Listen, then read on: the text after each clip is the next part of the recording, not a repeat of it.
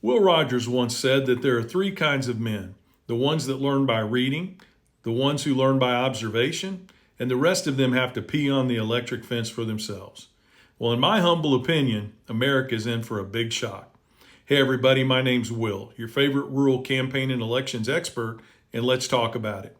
For the last 2 years, I've listened to rural America levy every different type of excuse you can imagine in regard to Donald J. Trump.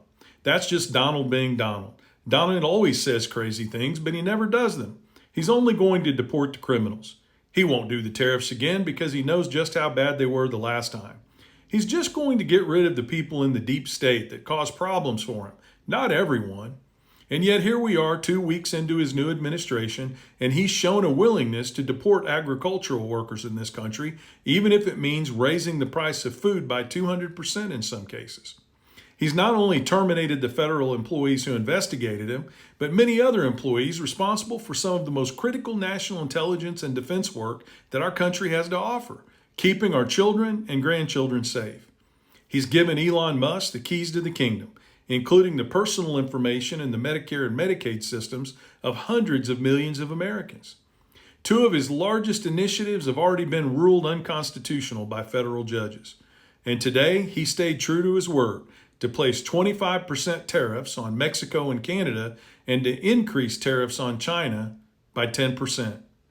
In response, all three economic indexes in this country are crashing on the futures market, and food futures are climbing to a significant high. Economist after economist is spelling out a dire future for inflation and interest rates and job growth, and all the while Donald Trump sits at Mar-a-Lago with his billionaire friends smiling into the camera like a well-trained dog. And why is Donald Trump saying he's doing all of this? Because of a non-existent immigrant border problem at the Canadian border, and because he thinks that the drug lords in Mexico and Central and South America follow the same set of economic rules as civilized countries. And in response, two of our largest trading partners have already loaded up a reciprocal tariff war against the United States that will cost more than double what it did the last time around. Canada is the top international provider of power to states like Vermont, New York, and Maine, and many western and midwestern regions of the United States rely on Canadian power generated in British Columbia and Manitoba.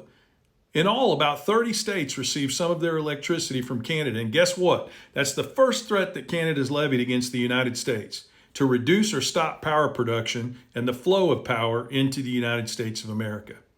That would lead to an immediate increase in American energy prices on top of the 20 cents per gallon increase we've already experienced. It would be especially devastating to low-income and families, but I guess when you're resting comfortably with your billionaire friends at your billionaire retreat in Mar-a-Lago, the amount of time and money that you lose really isn't that important. Oh, and let's not forget that American companies also stand to lose a lot. Canada will definitely tariff and may remove American alcohol from the shelves in Canada. And American farmers and ranchers, you have only yourselves to blame for the retaliation that will come from Mexico, with the Mexican government already promising to place stiff tariffs on imports from the United States like pork, cheese, apples, grapes, potatoes, cranberries, you name it, as well as manufactured steel and aluminum. And don't listen to the nonsense coming out of the Trump administration about how Canada and Mexico have done nothing to stop the flow of narcotics and illegal immigrants across the border. Canada just recently implemented a large funding package to stop this non-existent illegal immigration problem at the northern border, and Mexico's increased the amount of money they're spending to stop illegal immigration by billions of dollars over the last 10 years. So in short, here's what's happening today.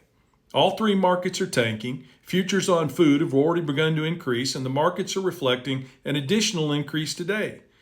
And Canada and Mexico are in no mood to play second fiddle to a man-child who doesn't understand how the international economy works. Over the next few days, we'll be talking extensively about what Americans can expect and what they can do to push back against this bad governance. We're also going to address the big elephant in the room, and that's that Republican farmers and ranchers, well, they're to blame. They put him there.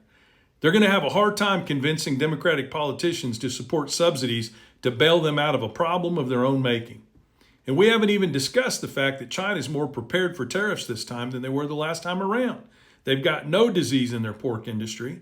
They have heavy reserves of row crops that they've purchased from Brazil over the last 4 or 5 years, and they're ready to rumble. Once again, the Trump administration is steering the bus off the cliff because they have no historical understanding of the American economy and the market forces.